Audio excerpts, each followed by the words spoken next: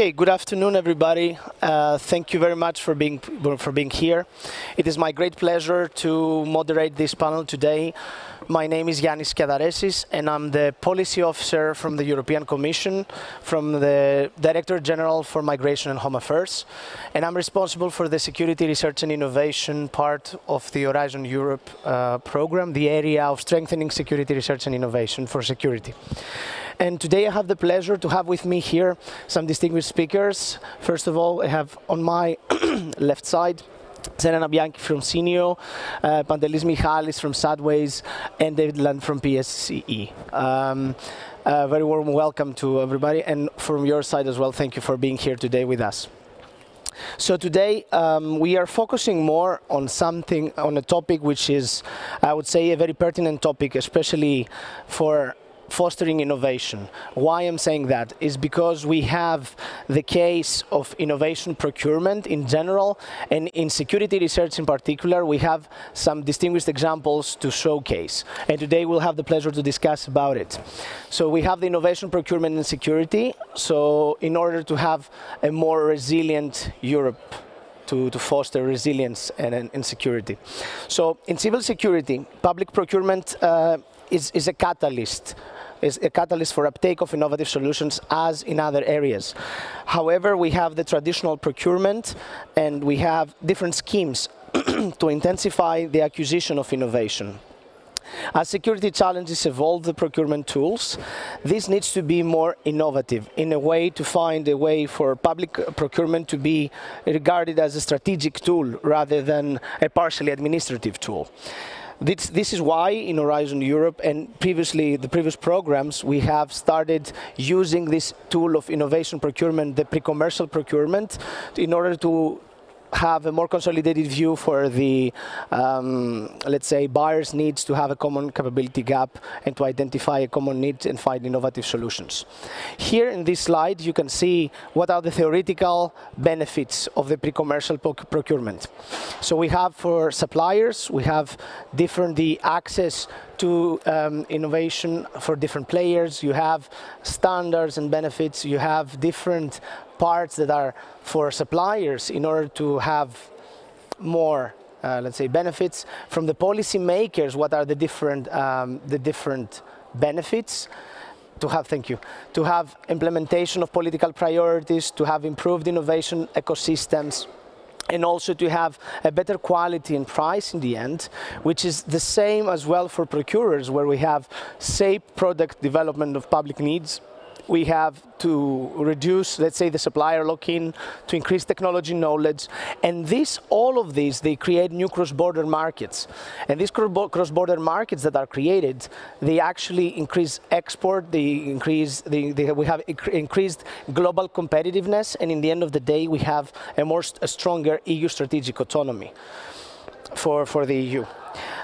And then that situation is a win-win-win. So win for suppliers, that they have shared the risks and the benefits, and they have new first customers, but also for policymakers and also for procurers. Here, according to the directive that we have from 2021, this is the Commission guidance on innovation procurement. And we have in two columns here, in the two boxes, you'll see the different different ways to attract innovators and to attract innovation.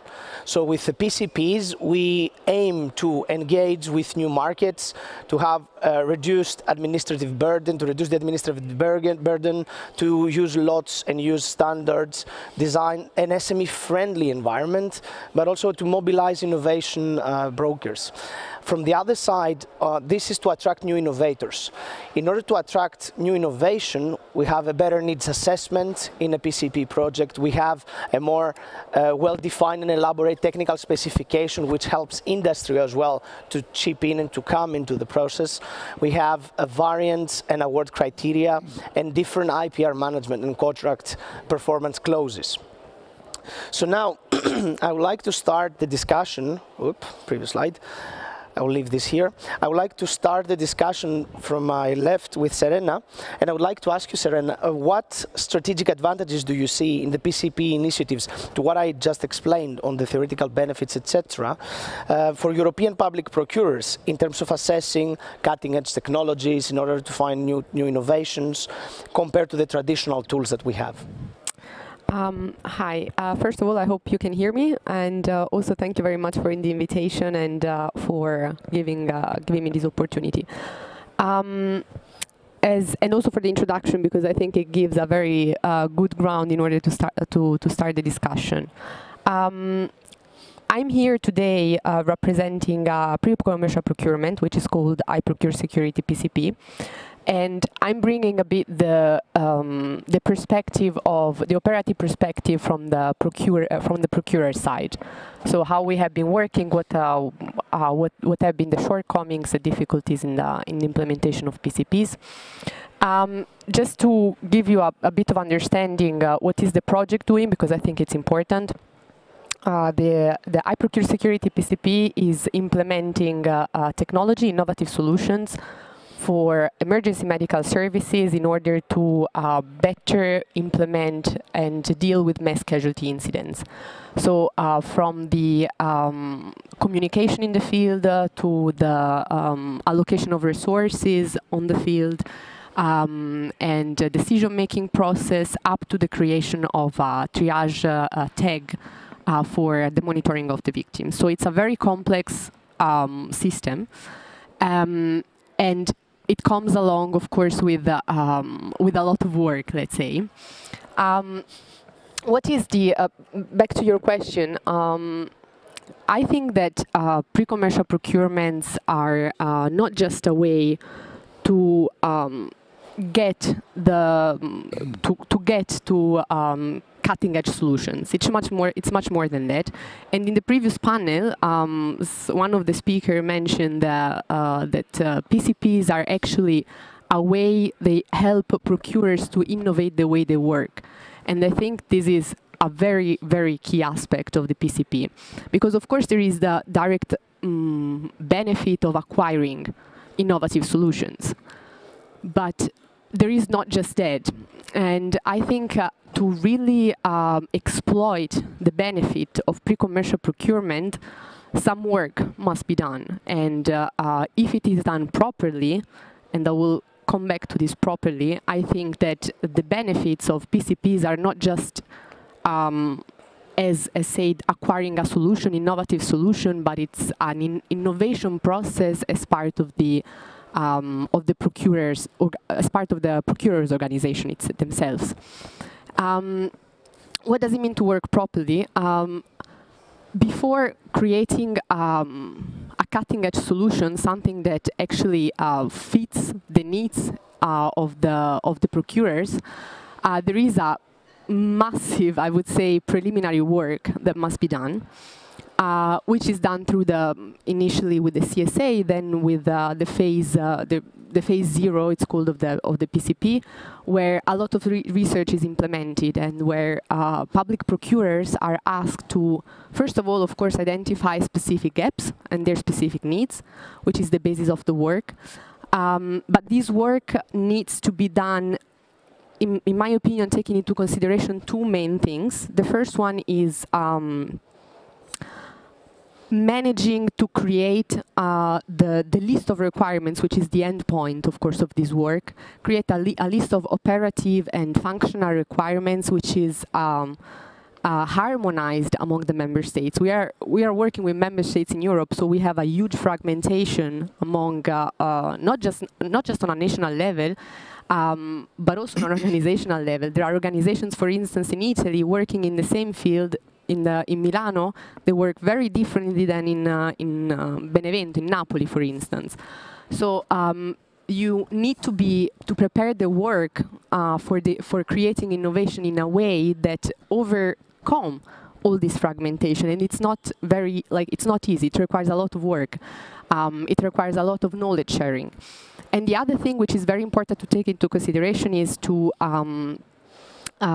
manage to live when you create a list of requirements. Let's say public procurers have a problem. They know what is their problem. They find a way to harmonize this problem with other public procurers. But on the other side, they must be able to not provide a solution, like prescribe a solution. They must be able to keep the requirements open enough to allow the creativity. So if these two components in this preliminary work are set up and done, then I believe that the pre-commercial procurement can be a really, really powerful tool, not just for creating, not just for getting technologies, acquiring technologies, but also to innovate the way we work, to innovate the way how public procurers work. They will be able to understand. This is something that we have seen in our project. It's, we are now in the phase 3, so approaching the end of the project. Interesting. And what we have seen is that sometimes the public procurers started the project with a specific problem, a specific gap, a specific need, let's say. But the way how the contractors, leaving the creativity and leaving it open, the way the contractors want or proposed to solve this problem was not even in the imaginary of the public procurers in the end. So they are learning, they are understanding better. It sounds weird, but they understand even better what they need. And they allow the technical counterpart to provide solution that they didn't think of. So this is also the difference between a normal procurement, where you have a solution, you have a problem, you procure a solution. The innovative procurement, PCPs, is procuring innovation at the end of the day. And it requires a lot of work, of course. Like, there is a huge amount of work that must be done before by the public, by the end users, the public procurers, in order to allow this innovation. Great, thank you very much, Serena. We'll come back to this. It was very interesting what you said, to see the perspective from how to organize basically a successful PCP and to consolidate the common needs of the end users, because that's, I think, it's very crucial for the successful outcome in the end.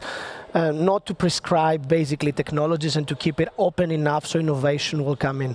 So this is an excellent pass, as I think, to speak with Pantelis and to tell me from your experience, what are the key benefits, the key, let's say, motivation that drives someone from SME and from industry to enter a PCP project procedure? Yeah, okay, thank you.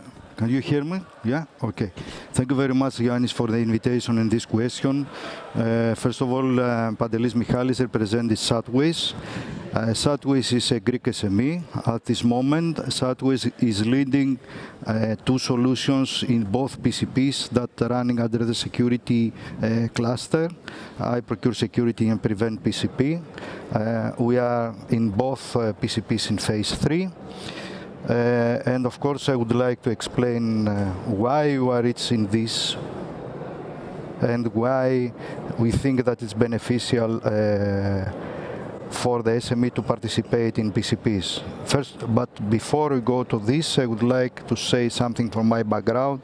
I started in 2006 as a policy maker in a Greek MOT, where I participate deeply in innovation procurement under defense domain. And at that moment, and since 2006 to 2024, I understand the importance of innovation procurement in general.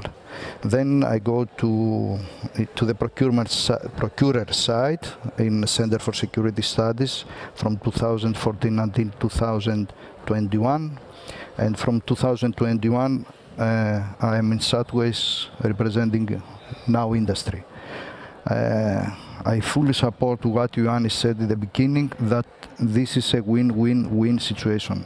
From my perspective and from my knowledge until that moment, there is no other tool that could produce touchable results and products, and probably later on we'll discuss more on this. Related to instrument itself and why PCP and also PPI could be attractive for, especially for the SMEs. First of all, starting from the economic part. The economic aspect is not the driving factor for participation of SME in PCP. What is important is the funding scheme. The funding scheme during the phases and the competition that brings small industry to participate.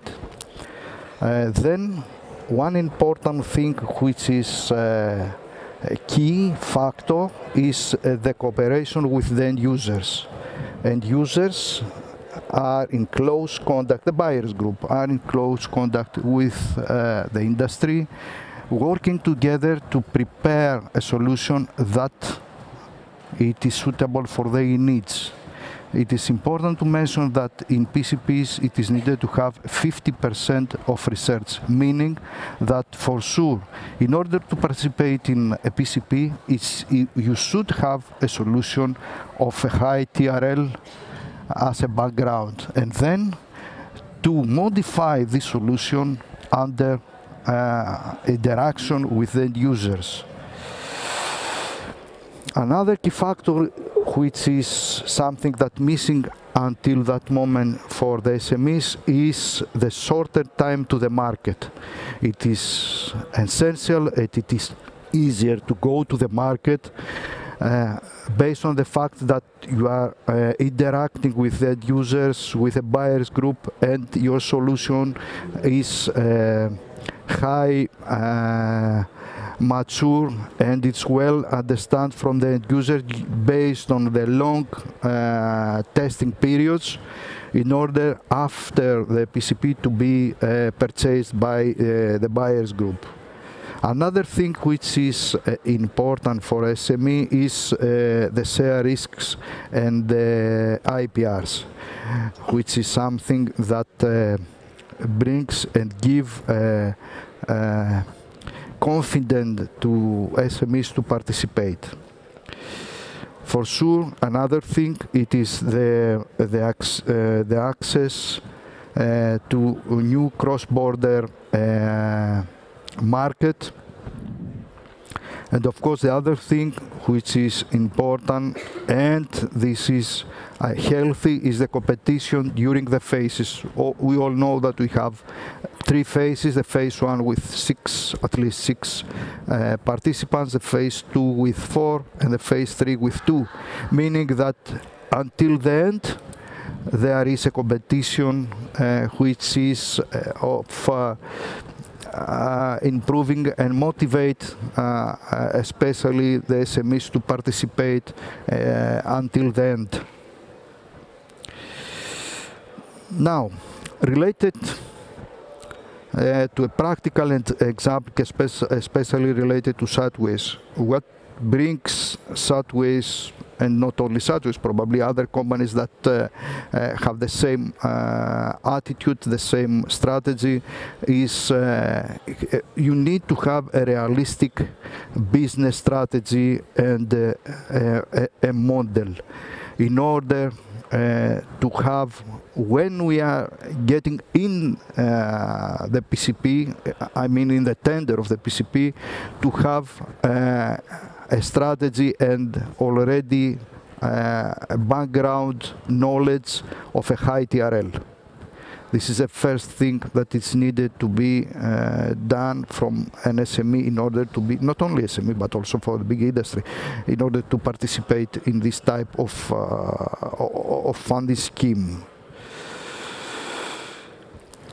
So I think this is the key message from my side for this That's question. Great. Thank you, Pantelis. With an eye on the clock, I will really move faster to David, and then we can come back and discuss a bit after the first round of interventions. So now, to what Pantelis said, was really interesting as well to see the perspective from industry. What are the key benefits? But from the side of the member states, I would say, David, how do you think that PCP process has been beneficial, has helped the member states to explore the technical possibilities and to improve all the key capabilities that they have, to identify key capability gaps that they have, and such as in the case of mobile communication for public safety.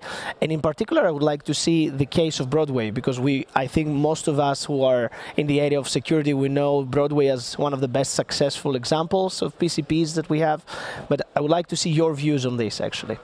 Yeah, thanks a lot, Janice. I'm quite pleased to hear that people look at our project and say, well, that was a success, because right at the start of the program, I had a very different conversation with the Commission. They said, you're the first security PCP, don't mess it up.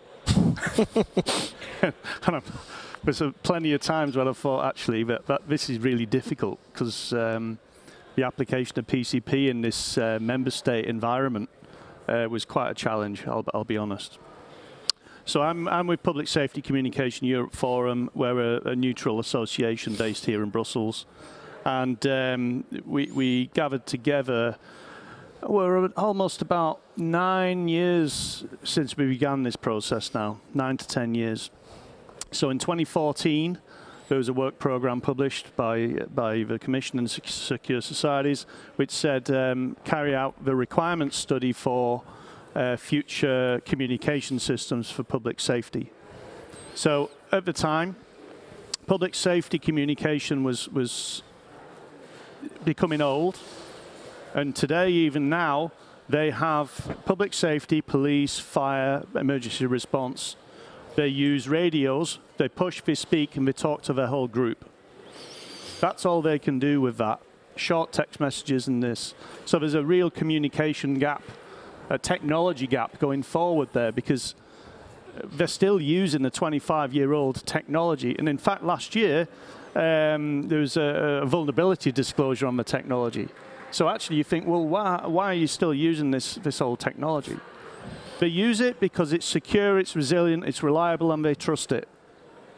So we've got to find a way of taking the technology further forward for them, such that it's, again, secure, resilient, and trustworthy.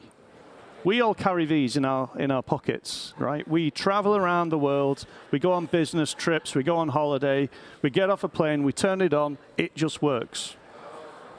For public safety, it's got to do all of that, but it's got to be secure, resilient, reliable, all of those things. Mission critical is the phrase that we use. Yes. So going back to around that 9-year time frame, we put the proposal in with 11, not all 11 governments, but 11 governments and agencies, responder agencies, to carry out this requirements study. The project was called Broadmap. So this was the coordination support action, and we, over a year, and in reality over about 3 months over summer, our team managed to do a requirements validation study across more than 270 responder organizations across 18 European member states. So they came back with this brilliant list of requirements. I want this, I want that. I called it the Spice Girls project. Tell me what you want, what you really, really want. Anyway, moving on. So that came back to us, and then the Commission were quite keen on seeing that outcome and what's the roadmap between this old technology and the new. And you know, we were just about getting 4G on our phones at that time. We still had 3. 4G was coming to us as consumers, and now we've got 5G, and my God, 6G is coming. So the pace of advance of this technology is so fast, but how do we get it in the hands of the responders? Moreover, how can responders roam? The point was about interoperable mobile broadband communication for public safety, but yada, yada, yada. We said that's too complicated a phrase. So we turned that around and and put it in the context of the end use. And we called it operational mobility. The ability for responders to carry out their operations with mobile communication wherever they are, whenever they need to, and cooperate with whoever they're tasked to cooperate. The old technology that's still used today is bounded into country. They can't roam with it, yet they should be able to roam with these. So we carried out the PCP. I'm only about that far down my notes, but yeah, time's running. Yeah. We carried out the PCP. We didn't use the word requirements because they have to be broad. We called them objectives. So we had about 80 objectives. We ran the procurement, pre-commercial procurement in 3 phases. We had 4 contractors in the first design phase, led by big industry organizations, Airbus, Frequentis, Leonardo, and Rohill, which is a smaller company. In the prototype phase, Airbus, Leonardo, and Frequentis went forward. We had more challenge there because COVID hit. That stopped us from being able to go and see a prototype. It helped because it allowed, it forced the suppliers to send mobile radios around Europe, so we had the first pan-European mission-critical calls. COVID finished, thankfully. And then we had these 3 large-scale pilot trials, bringing in the end users. So we have, on one side, in Broadway, it was 11 member states at ministry or agency level, procuring from large industry. And in the final phase, we also brought in the responder community. So it's understanding the value chain, the public sector, the industry, the actual end users. And we had 3 large-scale trials. We had the first one in Ljubljana. We had a forest fire trial. We brought 50 responders from all over Europe, different disciplines, from different countries, all using the same mobile radio communication result of Broadway. And then the second one was in Kerkrade, a high-speed drugs chase around the borders of Belgium, Germany, and the Netherlands. And the final one, which really sounds like a nice holiday, but it was a hard day. We had a ferry fire scenario because we rented the cruise terminal in Malaga to do that. Again, responders from all over Europe, 50 responders. They even brought local responders in Spain, especially the fire. And fire said a great thing to me. He said, thanks for that, that's great. We really need this. Sorry, I've got to go. There's a forest fire over there. I've got to go and put out. The smoke's going in the sky. So this is about understanding the different stakeholders and understanding the different realities of their needs. And I've overrun, sorry. Yes, no, perfect. It's perfect on timing, and we will continue, come back to the second round of questions. Just to mention here that from our side in the Commission, Broadway was, and the member states, I think it was the first realization after the unfortunate and terrible events in 2015, after the terrorist attacks, where we had tragic events and law enforcement from different member states in a cross-border mission trying to find the perpetrators. They couldn't communicate. That was because we have this interruption in roaming when you change borders, and you have this interruption in critical communications. So that was a huge gap from the side of the end users, and that's where we realized that we really need a pan-European system to speak broadband securely communication system. So then I will come back to this, but I would like now to focus again on Serena and what she said about before about the end users and the cross-border component of the BCP. So I would like your views on how we can strategically leverage from BCP in terms of strengthening this cross-border collaboration element from the different projects that you're participating. For example, we have the case of IProcure which is a very successful project so far, and have to share among member states the different views and on public procurement practices afterwards. Yes. So I think generally everybody here and a lot of colleagues of mine also in other projects in other fields, we are all doing like what I see.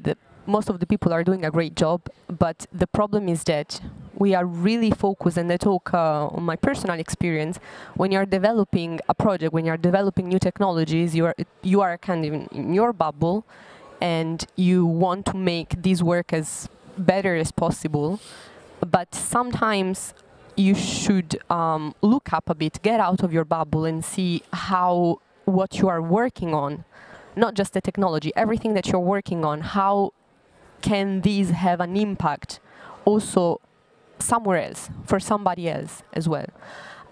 For instance, I'm thinking now, again, starting a bit from the experience of the IProcure Security PCP, which is developing something for a very specific target group, for very specific public buyers, which are the beneficiaries of the project, and a very specific technology, so to say. However, if you try, or at least from my experience, when I try to see what we are doing there and see how it is needed in other places. For instance, in the defense sector, I'm working also in security and defense sector. And the technologies that we are developing as part of, that are developed as part of the IProcure PCP, and the whole work done as part of the project can be taken and basically applied to other domains, to other stakeholders, of course being adapted to the specific policies, needs and domains, of course. But the impact that this project can have is much, much broader than the one that finishes with the project itself, with the IProcure PCP, for instance, or any other project. So I think this need from our side, from beneficiary sides, let's say, that are working on several in several domains, the invitation is to try to see a bit what is around and how what we are doing can have impact on other domains. That's the first thing. The second thing that I think is it's important. I hear today, I was unfortunately here just today, but I've heard a lot about the difficulties from contractors, but also for procurers in entering into PCP procedures because it's complicated. And it is true, it's complicated. Like there are procedures, it takes time, it takes technical competencies, and so on and so on.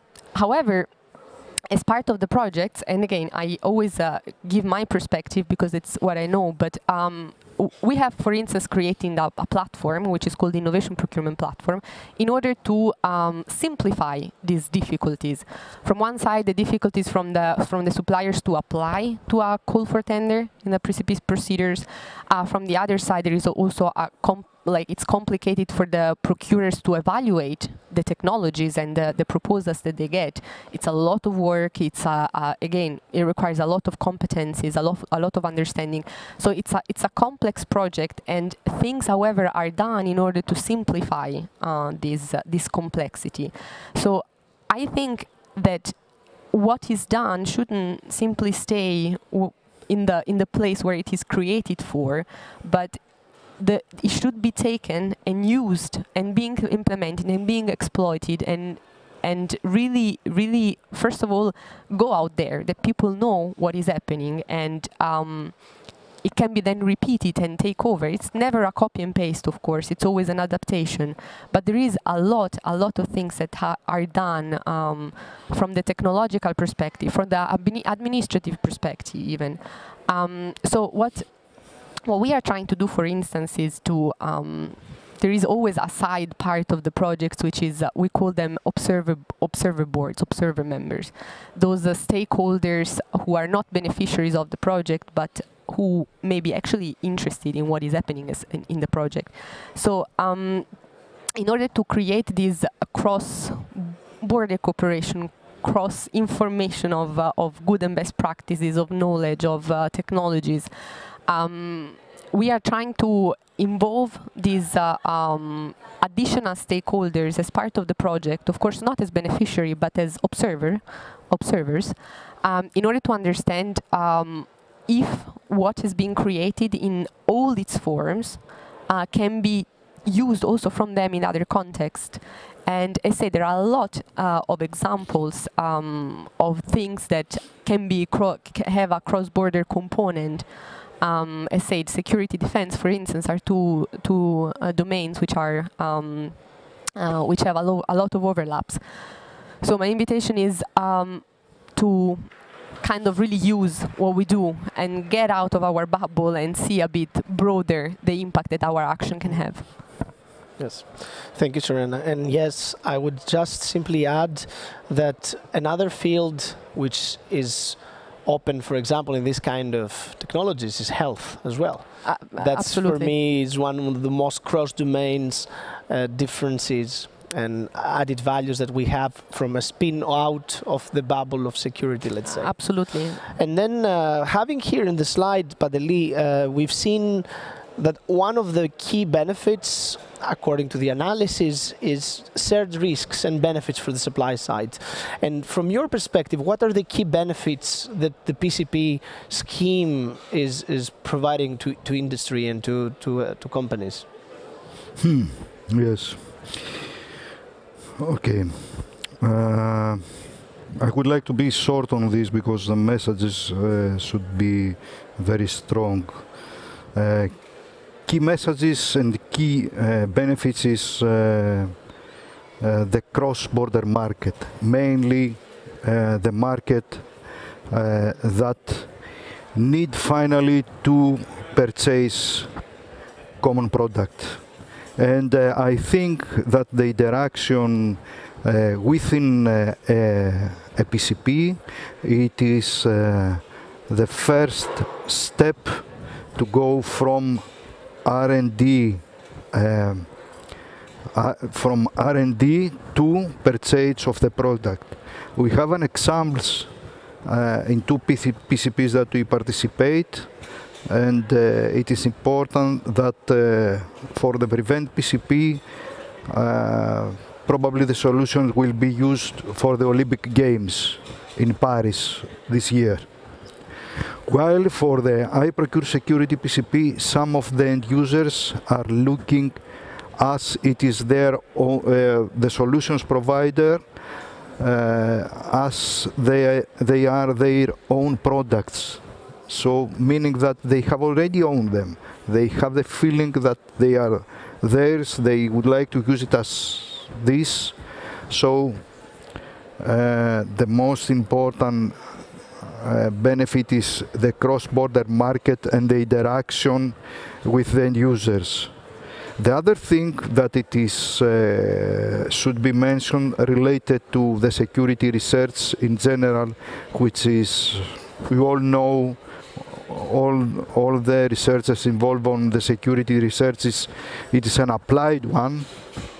So I think that the PCPs in general, I don't say must, but for sure they should play a fundamental role in the security research from now on, based on the competition and the competitive pathway within the three phases of the PCPs. We all know that even from phase 1, we have 6 solutions as a blueprint. In phase 2, we have 4 solutions as prototype, and in phase 3, we have 2 solutions in a pilot phase, in pilots. So just within one call, we have at least 6 solutions.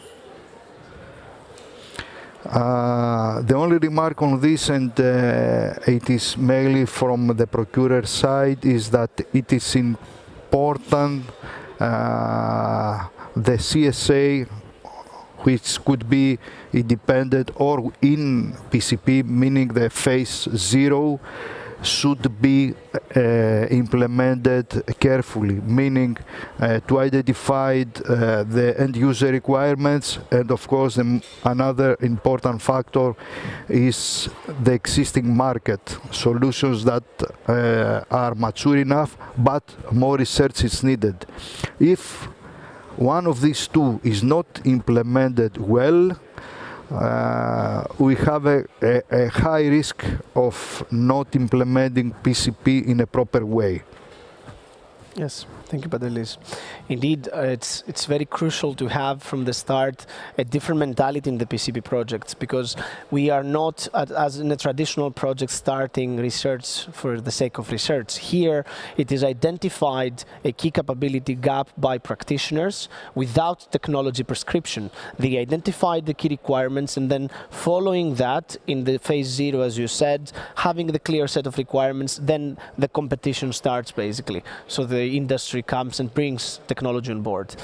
Now, for David, coming back to what you said before on the Broadway project and how you managed to finish a very, I would say, so far is well known as successful project. I'm saying, seeing the future, let's say, what are the next steps and how do you see the afterlife of a PCP project? Because so far we discussed about where we are involved in PCPs and when we are inside the process, but after, what happens next? That's my question. Yeah, that's, let's just say the challenge gets bigger, right? The CSA is like this, the PCP is like this. Now it goes ballistically huge. So what happened after Broadway? You know, we saw, well, actually, this is progressing to see, actually, the solutions are being developed. The standards are there, the solutions are being developed. And actually, we got some interesting feedback from the rest of the industry community wanting to be involved.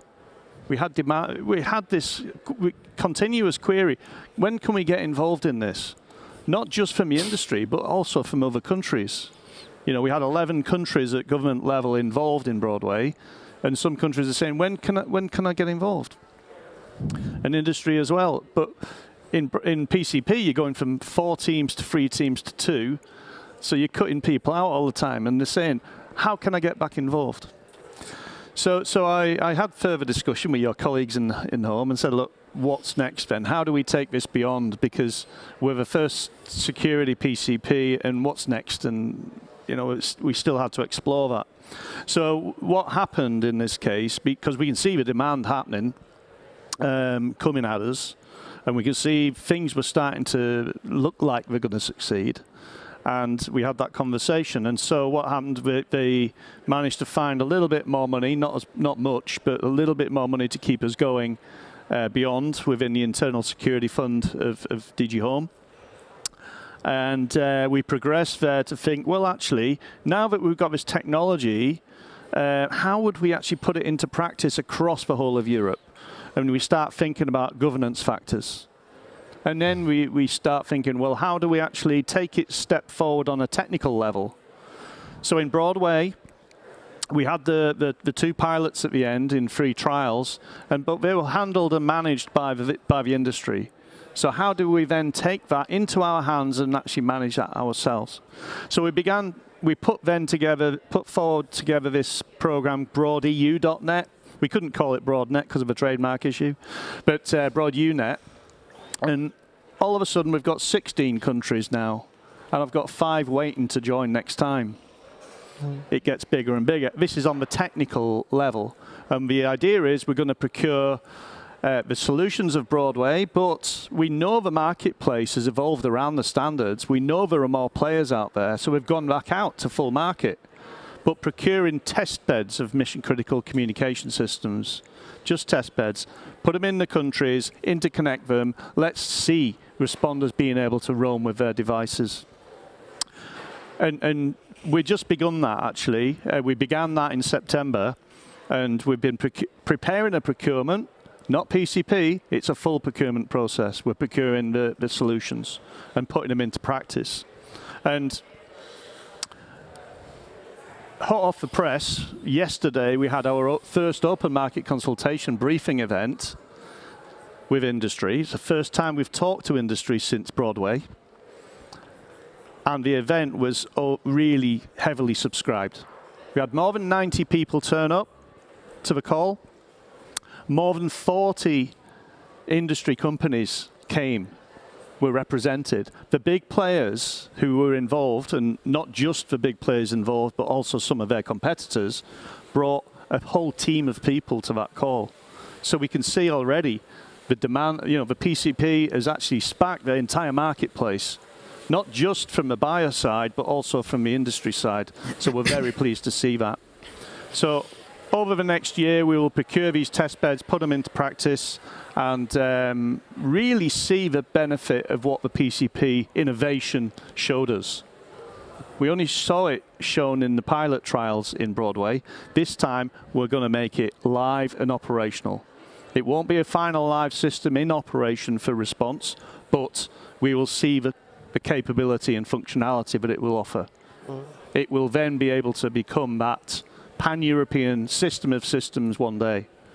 In parallel, our colleagues at home have set up this mission-critical expert group, and the recent white paper on, I forget the exact title, future communication challenges, whatever, I can forget the title of it, explicitly cites the goal towards the European Union critical communication system, all founded around what we explored in Broadmap and Broadway, and now continuing to explore in BroadEU.net. Another piece of policy happened last year, and that's the EU strategy on space and defence, which is about the satellite constellations and the IRIS² program, and it says in there they should work with what we're doing in the Broadway solutions towards broader UNet. So we've got the foundations there. The mission critical expert group, by the way, is not just our countries, our 16 plus 5, but it's all EU member states plus all plus the Schengen member states as well. So 31 countries are represented or invited there, and I think only 1 or 2 didn't turn up to the meetings. So actually, we've got the train has left the station, let's put it that way. Yes. And they say EU CCS by 2030-ish. Yes. I'll believe that when I see it. Hopefully. Yes. That's what we'll aim for, yeah. Yes, that's the aim. And as you said, it's very impressive to see how everything was started with a small project, then became a PCP, and then even we are now at the stage that created policy.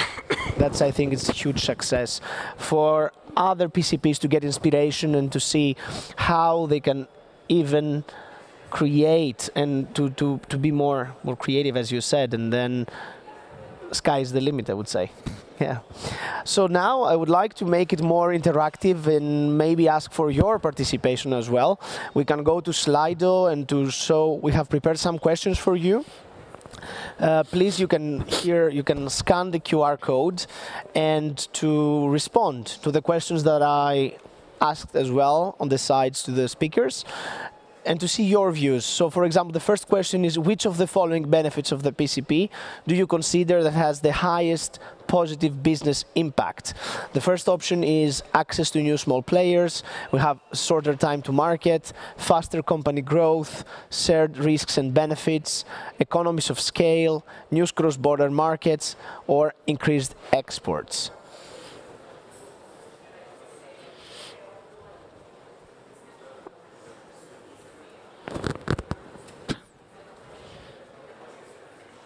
So while Slido is starting populating, I would say that according to our discussion, basically, we've seen that most of these benefits, they are in a PCP project, right? We've seen here replies coming on.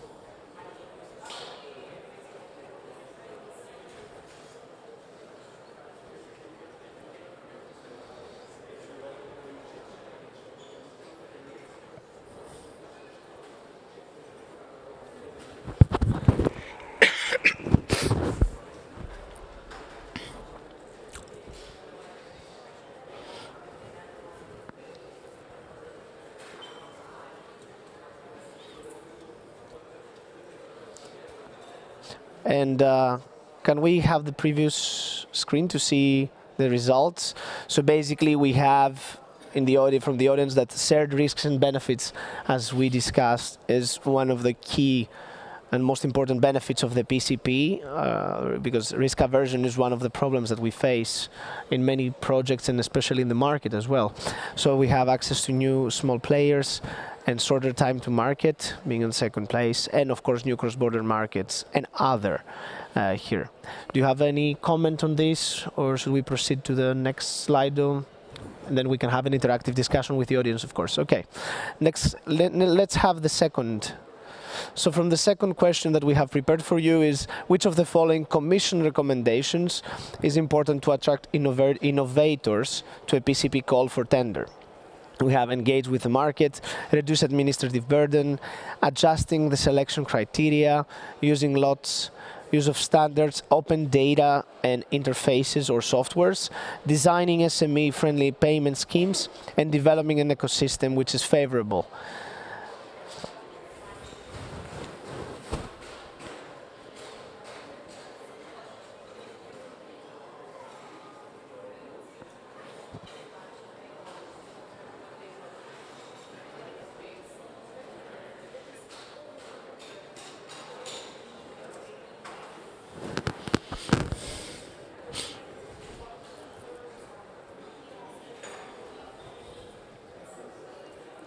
Seeing that the Slido is already moving and populated, I would say that we see clearly that developing an ecosystem approach for innovation is the most preferable option. It's one of the best and important factors to attract innovators in a new PCP call, basically, call for tenders. And I think that's a message that we should pass as well to the end users preparing proposals for next year.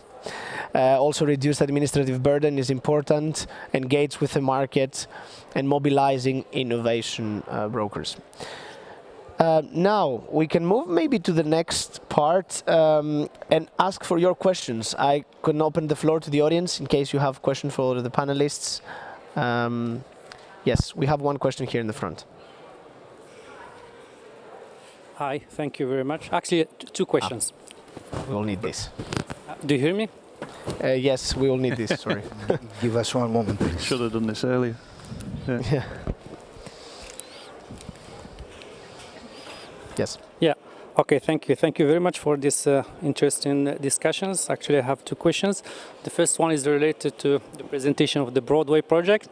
Actually, I'm involved in the PCP project, but from the other part. So, and we're heading toward the end of the project. So, one of our, let's say, key points that we'd like to address in the coming months, besides the fact of demonstrating the solutions, would like to ask you some what you have done towards the end of the project in order to maximize the go-to-market for the companies. We would like also to facilitate the work for the companies like Satways in order to reach the market and sell the solution. But also we know that our end users and public buyers, they are really keen to buy the solutions, and it seems that normally they need to go in anywhere for a normal procurement if the solutions are done, which will have long, let's say, time in order to find budget, go for the normal procurement procedures and buy the solutions. But also, sometimes we know that it's not possible to go directly to sell the solutions. We'd like also to ask you if you have had some, let's say, examples of the companies that have developed the prototypes, if they have went also, you help them in going for protecting their innovations through IPR or also contributions to new standards, since your solutions in any way they need to either respect some standards or issue new standards. So this is the first question. Sorry if it's too long, and I will just also ask the second question. It's more related to from the European Commission side. In the last 2 days, I have been participating to different workshops on the innovation procurement in different sectors, and I saw that only few sectors they know about the instrument. We're talking here about security. I saw also in the health sector, but also on sustainability and environmental protection. So other sectors maybe they are less keen to this, or they don't know about the instrument. So but also from our experience in the last years, we saw that from a let's say normative issue, there is some differences in different countries. For example, there are more specific EU countries that they know very well the instrument. They have their national rules, so that it's very easy to launch this kind of instruments. Other countries, they are having very complex procedures. And I would like to ask Yanis, for example, what do you think that which are the European Commission role in standardizing or facilitating this among the different member states, so that we don't see only EU-funded PCPs, but also PCPs at national levels that are also, let's say, promoted by the national governments? Thank you. I think we can collect a couple of more questions and then come back and reply. Please also, as Yusuf did, direct your questions directly to the speaker that you are addressing.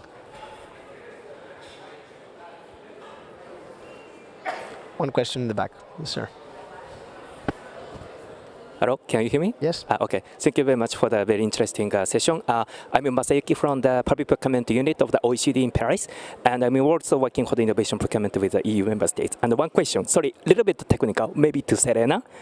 And after the PCP, we need to, run the other separate competitive procurement procedure to procure the outcome of the PCP. So in your experiences, how often, PCP trigger separate procurement procedure to procure the outcome of the PCP? And in that case, which procedure might be most often used, like a competitive dialogue or restrictive procedure, competitive procedure with negotiable, these kind of things? Thank you very much. Okay, maybe Dave, let's start the round of the answers. Okay, so I'll take that off. I've got an echo in my ears. So the question, as I understand it, is how do we, help facilitate you to commercialize as a participant in the PCP, how to commercialize beyond it? Yeah. So in Broadway, we continue to do to facilitate the networking, and in our side, the procurement in Broadway was about the pan-European scope of interconnection of systems, but actually, for us, it's a bigger marketplace inside the country as well. So the people involved around what we're doing are buyers for the same outcome for different reasons. So, for example, we're procuring this mission-critical service technology, which is standardized. And as that's enhanced the maturity of the technologies through the PCP, those vendors then can actually go into the national procurements as well, because they will, EU CCS will be a system of systems, and each member state will have to procure its own system on a national scale. So in France, for example, they've procured the national system for about 900 million. It's a big, big budget. They're procuring that. And in Finland as well, they're procuring a national system. For us, we're facilitating the advancement of the technology of the standards, but we're not actually necessarily buying on full scale pan-European. But our buyers are individually.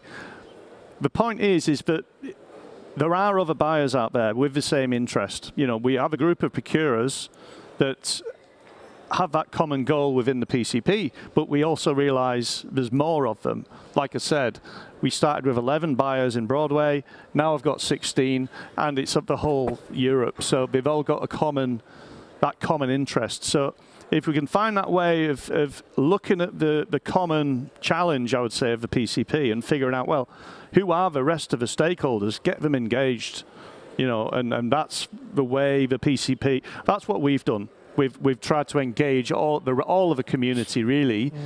And I said on the call yesterday, this open market briefing we did, I said, look, we're the shop window for you. We're the shop window. Come and get involved in what we're doing here on the pan-European scale, because you will find the marketplace on the national scale as well. So it's about figuring out who are the bigger scale of that commercial market, really, and then helping those involved in the PCP to reach it. It's networking, yeah. Indeed. And to the question, I answered it. Yeah, and to the question actually that was for us, I think it's a very interesting point to raise. From the pan-European side, now we have already, I would say, 12 years of experience of pre-operational validation, first the POVs and now the PCPs. We have a lot of success stories and examples to give, lessons learned from all these PCPs. But as you said, Yusuf, the guidance behind at the EU level is, of course, the Innovation Procurement Directive, which provides clear way forward. We can discuss if this is complicated, if it's a heavy burden or not. But now the next step is how we can support the member states to use this tool, because it's there. It's out there. We don't need to create something new. It's a tool that we've been using at EU level for the last 12 years. And now we would like to support as well in some cases. We have seen the willingness from the member states to take up the tool. The problem that we are facing is that the procurement side is a different world in its member state. So the challenge here is not how we can procure innovation. The challenge is how we can procure innovatively, basically. How we can help the member states. The idea we have so far, one example, Spain used already the PCP mechanism for using money from RRF, from the Recovery Resilient Fund. in the area of security, where different challenges have been identified. And I think that's a very good example also for the rest of the member states to take an inspiration. And as Commission, we are here to support in this process. Also to the question, just to make sure that I understood correctly, it's also kind of connected to what has been asked to Dave on what happens after, what are the procedures to put in place after the PCP in order to procure the solutions.